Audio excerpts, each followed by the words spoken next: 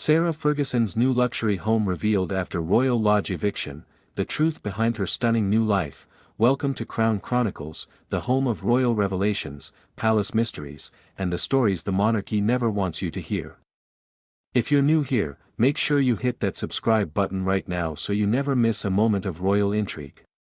Today's story is one that has shaken royal watchers, stunned insiders, and left millions asking the same question: where did Sarah Ferguson go after being pushed out of Royal Lodge? Well, the answer is finally here, and it's more luxurious, more surprising, and more emotionally charged than anyone expected. For months, Royal Lodge has been at the center of one of the most tense private battles in modern royal history.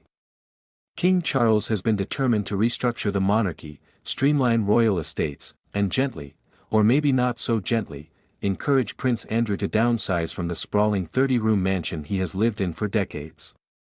But where does this leave Sarah Ferguson, the Duchess of York, who has lived on the property's grounds, supported Andrew through his darkest years, and raised their daughters there? At first, palace insiders claimed Sarah had no intention of leaving.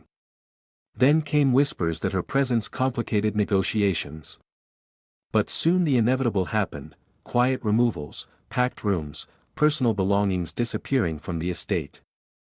And finally, private confirmation that Sarah was no longer living at Royal Lodge. This raised a storm of new questions. Would she move abroad? Stay in Windsor? Downgrade? Disappear?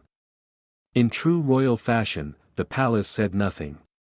The silence was deafening, but today, the truth has emerged. Sarah Ferguson has moved into a stunning new luxury residence, a property so elegant, so modern, and so unexpectedly glamorous that even her critics are impressed.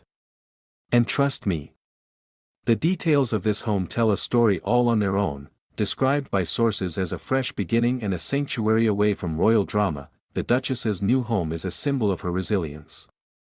After decades of royal scandals, financial pressures, and relentless press scrutiny, it seems Sarah has carved out a new chapter on her own terms, and it begins with marble floors, sprawling gardens, and a view that rivals any royal estate. According to those who have seen it, the house features high ceilings, expansive windows that flood the rooms with natural light, and a combination of classic British charm with modern luxury. Think soft cream tones, gold accents, velvet furnishings, and artwork that reflects Sarah's zest for life. But what truly stands out is the privacy. No paparazzi lurking at the gates. No royal aides monitoring comings and goings. No constant oversight from Buckingham Palace. For the first time in decades, the Duchess has a home that is truly hers, not one borrowed from the crown, not one tied to Andrew, and not one overshadowed by royal politics. The timing of this move is fascinating. After facing breast cancer, then melanoma, then a wave of renewed public attention, Sarah seems determined to reinvent herself, physically, emotionally, and socially. This new home doesn't just reflect wealth or comfort. It reflects independence, strength, and perhaps a quiet message: I am not defined by the royal family. Yet, what has everyone buzzing is whether her move signals something bigger: the long-speculated distancing between Sarah and Prince Andrew. For years, the two have been seen as unofficial partners. Even while technically divorced, they lived together, traveled together, supported each other through scandals, and were often described as unable to live apart. So why would Sarah move out now, after decades of refusing to leave? Some insiders claim that the king's insistence on clearing and downsizing Royal Lodge forced a moment of decision. Others believe Andrew encouraged Sarah to take the opportunity to start fresh away from the scrutiny that surrounds him. A few even whisper that the Duchess had been quietly planning her own exit for months, knowing that staying tied to Andrew's controversies was limiting her career. This is where the story becomes not just royal, but deeply human. Imagine spending decades trying to rebuild your image after being labeled a royal embarrassment.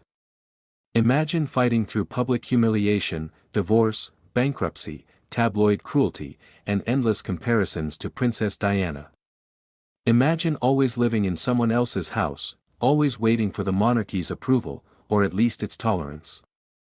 And then finally stepping into a home that represents not just shelter, but freedom, Some insiders say Sarah cried when she first walked through the doors of her new property, tears of relief, not sadness. This wasn't an eviction. This was liberation, but don't assume this means she has cut ties with Andrew. Their relationship remains one of the most unusual and magnetic stories in royal history. They may not be living under the same roof anymore, but their bond, emotional, loyal, and complicated, still defines them both. Sources close to Sarah say she will continue supporting Andrew privately, but from a healthier distance, and then there's the question of her daughters. Princess Beatrice and Princess Eugenie have been some of Sarah's biggest champions. They've always admired her resilience, her optimism, and her love. Reports suggest they are thrilled that their mother is creating a space for herself, especially after her health scares. To them, this move is a sign of strength, not separation. But what about the monarchy? What does the king think? The move may actually be a quiet victory for Charles. By gently relocating Sarah, the palace reduces media pressure on Andrew, avoids conflict over estate management, and allows Sarah to shape her own brand without the weight of royal association. Everyone wins, publicly, at least. Still, critics wonder whether this new home was funded by a private investor, a publishing advance, or Prince Andrew himself. The palace refuses to comment, of course.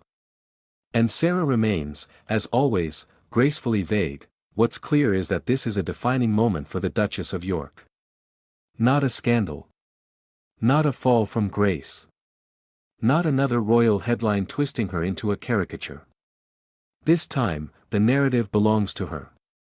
Her new luxury home marks the beginning of a new era, an era where Sarah lives on her own terms. In her own space, with her own future in her hands, and if history has taught us anything, it's this: Sarah Ferguson never goes quietly. She evolves. She reinvents. She surprises. And she always comes back stronger. Thank you for watching Crown Chronicles. If you love deep royal insights, gripping storytelling, and the truth behind palace walls, make sure to like, subscribe, and turn on all notifications so you never miss another royal revelation.